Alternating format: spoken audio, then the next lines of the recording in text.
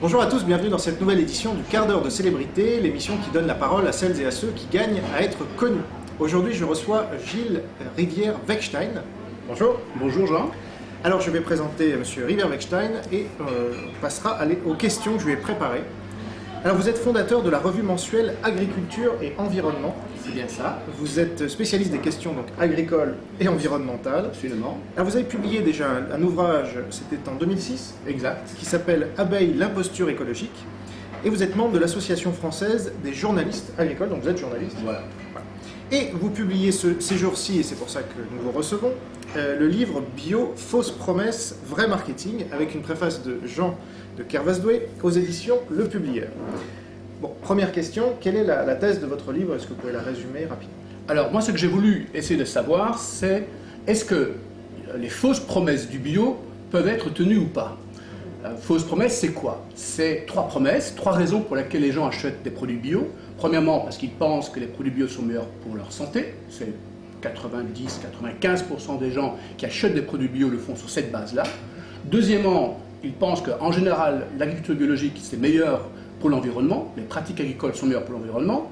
Et troisièmement, parce que c'est un moyen de soutenir le petit agriculteur local et pas la multinationale qui produit cette malbouffe dont on entend parler partout.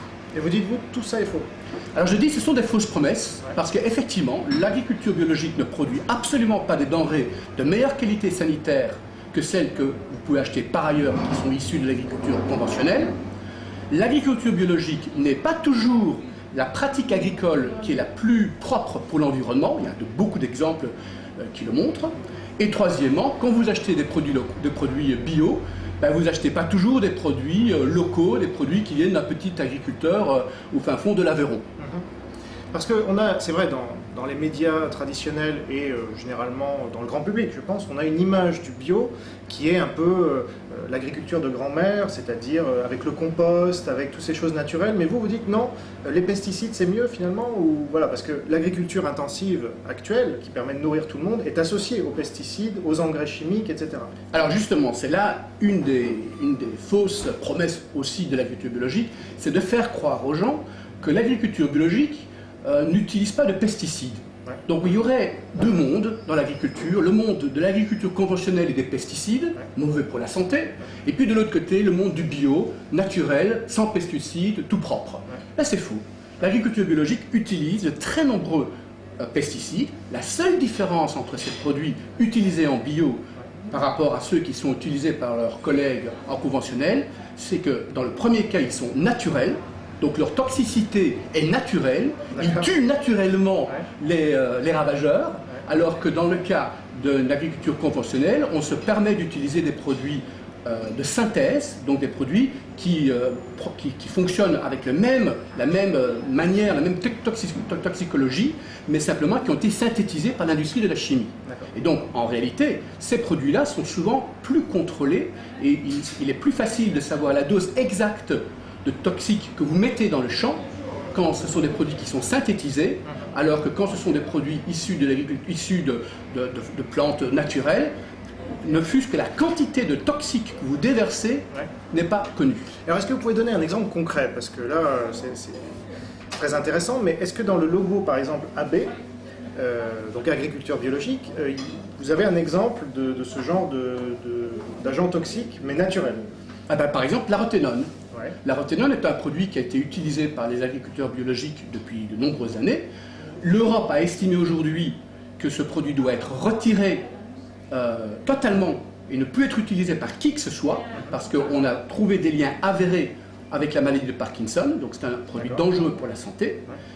Donc il a été retiré de l'utilisation en Europe il y a maintenant 1 an ou 2 ans, je ne me rappelle plus, et les agriculteurs biologiques français ont obtenu une dérogation pour continuer à l'utiliser pendant encore 2 ans, sachant que c'est un produit toxique pour l'homme.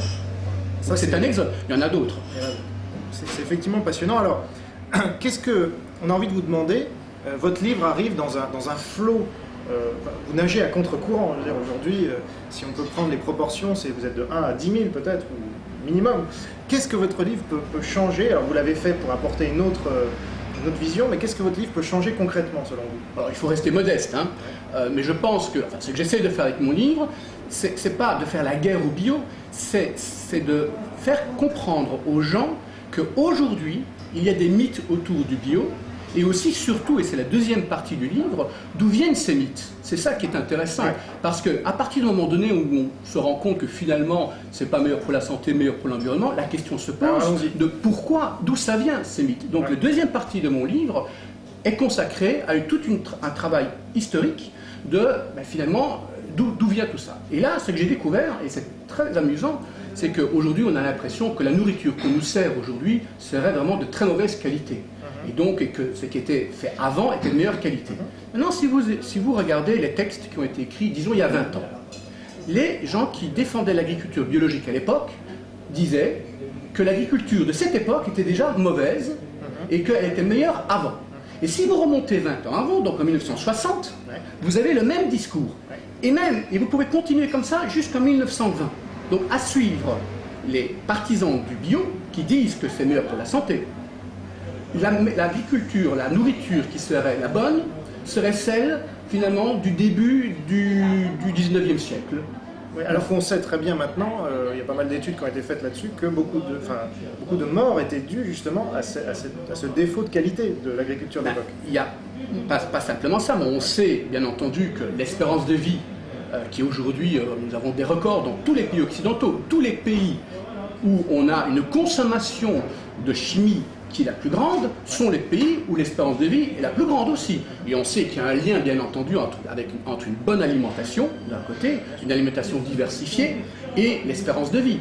Et déjà c'est très intéressant. En 1970, les adeptes du bio de l'époque avertissaient les gens en disant « Vous allez voir, l'espérance de vie va s'arrêter maintenant de progresser. Nous allons... » Donc tout ce discours, il a toujours été tenu.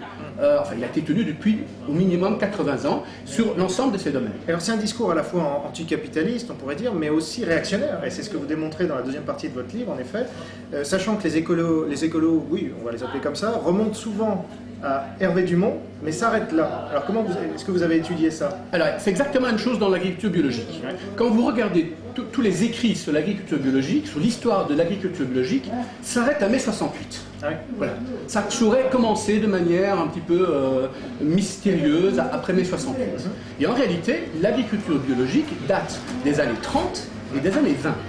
Les années 20, c'était essentiellement par un Autrichien qui s'appelle Rudolf Steiner, qui a apporté tout un contexte un peu mystique dans l'agriculture. Les années 30, c'est Sir Albert Howard, qui est un Britannique, un noble britannique, qui a porté les fondements de l'agriculture biologique. Et en France, vous avez tout un courant hygiéniste, qui était le courant de la terre qui ne ment pas, qui a donné, comme vous le savez, le maréchal Pétain un peu plus tard. Et ensuite, après la Deuxième Guerre mondiale, toute l'agriculture biologique a été portée par les mouvements qui étaient des mouvements qu'on appelait à l'époque poujadistes, donc de Pierre Poujade, qui défendait le petit agriculteur, qui s'opposait au capitalisme de l'époque, ou plutôt à l'américanisation de la société, à la modernité de la société. Tout ce processus que l'agriculture française a connu de modernité, tous ces gens qui ne s'y trouvaient pas, qui s'y opposaient, se sont retrouvés dans ce mouvement poujadiste, qui était porté par deux courants qui ont été les grands courants de l'agriculture biologique. Le premier, c'était autour de Raoul Lemaire, qui était lui-même candidat de Pierre Poujade, donc clairement poujadiste. Et le deuxième, c'est Nature et Progrès, qui aujourd'hui est un mouvement connu pour être plutôt progressiste de gauche. Et tous ces fondateurs étaient tous des admirateurs de la terre qui ne ment pas de Philippe Pétain. Alors ce qui est très intéressant, et c'est ce que vous dites en utilisant le terme de marketing, c'est qu'on peut reconnaître un certain génie de ces gens-là, de recycler, pour utiliser un terme d'écologie, pour recycler des idées et les faire passer du camp du mal, en fait, aujourd'hui, au camp du bien. Comment vous expliquez ça? Comment ils ont réussi, en fait? Alors je pense que ce n'est pas eux qui ont réussi. Je crois qu'il y a eu effectivement une mutation qui a eu lieu dans les années 80, où tout ce langage, toute l'écologie qui était tenu par des gens comme Henri Coston, par exemple, qui était un écologiste. Donc Henri Coston, fameux antisémite. Voilà, qui était un des comme un des théoriciens un petit peu de vraiment la droite très très radicale française de l'après-guerre. C'était l'héritier de Drummond. Voilà, et qu'il a écrit des textes sur la véritable écologie, revendiquant la véritable écologie, et il se plaignant même qu'à partir des années 70-80, cette écologie a été reprise par la gauche. Donc il y a eu tout un phénomène qui a eu lieu, mais ça, bien entendu, ça n'a pas suffi pour faire exploser le marché du bio. Pour que le marché du bio explose, il a fallu que des entreprises commencent à s'y intéresser, que le big business s'y intéresse, et donc on voit c'est pour ça que je l'ai aussi appelé vrai marketing, on voit bien que des grandes surfaces comme Carrefour, comme Casino, comme Leclerc, tout ça ont tout un petit pôle de produits bio, en portant énormément d'attention sur tout ce qu'ils font de bio, sachant que ça ne représente jamais plus que 2-3% de ce qu'ils vendent, mais en attirant le consommateur vers ça, ça leur permet d'avoir une image verte, une image vertueuse, et montrant qu'eux au moins ils font attention à la planète. Donc il y a d'un côté des idéologues qui sont toujours pour défendre le bio d'un point de vue idéologique, et puis vous avez bien entendu le marketing qui s'y est mis et qui marche à plein. Et ensuite vous avez un troisième élément, c'est le politique. Aujourd'hui, surfer sur l'écologie, c'est quelque chose qu'on fait de l'extrême gauche à l'extrême droite en passant par le centre. Il n'y a pas un parti qui n'est pas là en train de dire faisons du développement durable, etc. Et Nicolas Sarkozy et le Grenelle de l'environnement, c'était effectivement une tentative, excusez-moi, de sa part, de prendre ce mouvement et d'en faire profiter sa propre popularité. Bien entendu, ça a été un échec total. Oui. Mais pour autant, vous n'iriez pas jusqu'à dire que tous ces gens-là sont d'extrême droite, ou en tout cas prônent des thèses proches de l'extrême droite. Bien entendu que non. Le problème n'est pas là. Le problème, c'est que quand vous regardez aujourd'hui les arguments qui sont mis pour défendre l'agriculture biologique, ils n'ont pas changé. Ce sont les mêmes. Il y a une constance, c'est toujours la défense du petit, comme c'était pour Pierre Poujat, la défense du petit. C'est toujours, il faut manger local et faire attention à ce qui vient de l'étranger. Donc l'étranger, c'est finalement le danger. Des thèmes qui sont quand même assez classiques dans l'extrême droite. C'est une question de présentation en fait. Vous avez également la question du rôle de la nature, le naturel. Le naturel est pur, la pureté, la recherche de la pureté dans l'alimentaire, la pureté également dans la sphère de la société. Et cette pureté entraîne quoi? Entraîne un rejet des institutions parlementaires, donc le politique devient corrompu. N'est-ce pas? Les institutions qui sont censées nous protéger ne font pas leur travail, elles sont toutes corrompues. Donc c'est un discours sur la corruption, même de temps en temps, pour aller très loin. Certains vont jusqu'à penser qu'il y a une sorte de complot mondial de la part, par exemple, Monsanto, les multinationales domineraient le monde, comme il fut une époque, on disait que les juifs et les francs-maçons dominaient le monde. Vous avez donc des éléments de discours qui n'ont pas changé, mais qui sont portés aujourd'hui par des gens qui revendiquent une autre identité. Alors, on va inaugurer aujourd'hui ce qu'on appelle la question souscripteur. Donc, nos souscripteurs, donc les gens qui soutiennent financièrement Enquête et Débat, ont la possibilité d'adresser une question, comme je vais le faire, à l'invité du jour. Alors, je vous la lis. Pourquoi combattre l'agriculture biologique alors que c'est sans doute le seul modèle de culture durable et localiste viable dans le système actuel? Et deuxième partie de la question, pourquoi ne pas l'encourager en militant par exemple pour une fiscalité biologique favorable notamment aux produits locaux bio et défavorable aux importations polluantes issues de cultures industrielles et productivistes? Alors cette question est très intéressante parce qu'elle résume parfaitement ce que vous disiez avec cet univers binaire, avec d'un côté le bio qui ne pollue pas, qui est durable, et puis de l'autre côté l'agriculture productiviste importée et qui pollue. Comme je vous l'ai dit tout à l'heure, l'agriculture biologique peut également polluer. Vous avez aujourd'hui des méthodes d'agriculture conventionnelle qui sont bien plus propres que l'agriculture biologique. Donc cette séparation n'est pas correcte. Bien entendu, vous avez aussi des pratiques d'agriculteurs conventionnels qui polluent plus que l'agriculture biologique. Vous voyez, c'est pas le bien et le mal d'un côté. Je donne un exemple. Ceux qui veulent manger des fraises en hiver, par exemple, c'est toujours l'exemple qu'on donne. Bon, ben ça pollue parce qu'il faut utiliser des transports bien plus que de manger en conformité avec les saisons. C'est un autre sujet. Je pense que c'est un autre sujet. Mais pour revenir sur cette question-là, et la deuxième partie, c'est de dire, si on met une taxe pour éviter les importations, comme ça pourra aider l'agriculture locale et bio. Mais locale et bio, c'est déjà deux choses tout à fait différentes. Savez-vous que 60% de tous les fruits et légumes que nous consommons qui sont bio sont importés? Une fiscalité qui taxerait tous ces produits ferait tomber totalement le marché du bio, sauf si les gens sont prêts à mettre 2-3 fois plus d'argent dans leurs produits. Parce que produire bio dans des pays comme l'Italie, comme l'Ukraine par exemple, est beaucoup moins cher que de produire bio en France, pour une raison très simple, c'est que le bio demande beaucoup de main-d'œuvre. Et la main-d'œuvre n'est pas la meilleure marché en France. Parce que vous expliquez qu'en fait, à la fois la France est déficitaire en termes de bio, et aussi que l'Allemagne commence à développer des énormes champs dédiés au bio. Donc là, on s'éloigne effectivement du pur petit et on tombe dans le productivisme du bio, non? Alors, on a effectivement en Allemagne, je prends l'exemple, on a une entreprise qui a été mise en place par des financiers, par un avocat d'affaires, qui contrôle une galaxie de fermes, toutes bio, 30 000 hectares. 30 000 hectares. Et la moitié est consacrée au bio, au carburant, pour alimenter les carburants, le biogaz, et l'autre moitié, ce sont des céréales bio. Donc ces prix de revient n'ont rien à voir avec un agriculteur bio français. Et aujourd'hui, heureusement que ce cher monsieur d'Allemagne n'a pas décidé d'envahir le marché français. Le jour où il décidera, tous les agriculteurs bio qui font du blé vont pouvoir se poser un certain nombre de questions. Alors, on arrive au terme de ce quart d'heure de célébrité, ça passe vite, mais j'ai encore deux questions pour vous.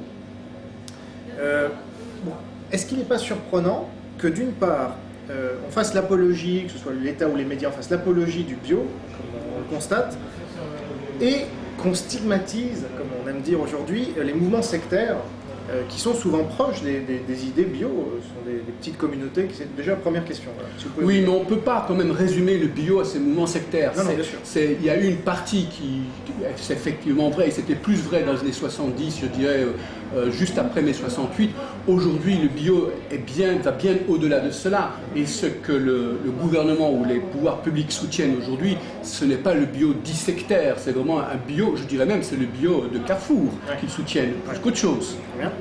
Et alors, quel est selon vous l'autre sujet lié à l'écologie qui produit le plus de manipulation écologique? Parce que là, je pense qu'on est dans ce cas-là. Enfin, je renvoie à votre livre, évidemment, pour tous les détails que vous apportez en nombre. Mais est-ce qu'il y a un autre sujet que vous avez pu étudier ou que vous voyez très clairement avec le même genre de manipulation médiatique et politique? Il y en a deux, je dirais. Il y a le sujet des OGM. Ouais. C'est un mot à ne pas prononcer en France, c'est un mot interdit. Qui est lié au bio d'ailleurs. Non, qui est lié à l'agriculture. Ouais. Donc, mais bon, c'est quand même quelque chose. Voilà. Et le deuxième thème de l'écologie qui a été politisé, utilisé à des fins politiques, pour moi, c'est clairement le réchauffement climatique. Le réchauffement climatique, d'accord. Et alors, vous parlez des OGM, donc on va terminer par là, parce que dans la préface qu'écrit Jean Kervasdoué de votre livre, il cite Jean Jaurès, donc grand homme de gauche devant l'éternel. Je cite juste cette partie-là, voilà ce que dit Jean Jaurès. Donc on a du mal à y croire aujourd'hui, mais voilà. Les hommes oublieux opposent aujourd'hui ce qu'ils appellent le vin naturel au vin artificiel, les créations de la nature aux combinaisons de la chimie. Il n'y a pas de vin naturel, il n'y a pas de froment naturel. Le pain et le vin sont un produit du génie de l'homme. La nature elle-même est un merveilleux artifice humain. Est-ce que vous voulez dire quelques mots là-dessus? Ça prouve bien que tout le débat sur le naturel, le bio et l'artificiel ne date pas du Grenelle de l'environnement, puisque, selon mes souvenirs, Jean Jaurès est décédé juste à la veille de la Première Guerre mondiale. Donc déjà, à cette époque-là, le sujet était posé, et c'est clair que les gens qui s'opposaient au naturel étaient bien entendu les gens qui étaient les progressistes de l'époque. Voilà, parce qu'on voit bien qu'aujourd'hui, un écologiste qui se réclame de Jaurès, la plupart des écologistes s'en réclament, est contre cette déclaration-là. Absolument. Donc on voit l'évolution de l'histoire.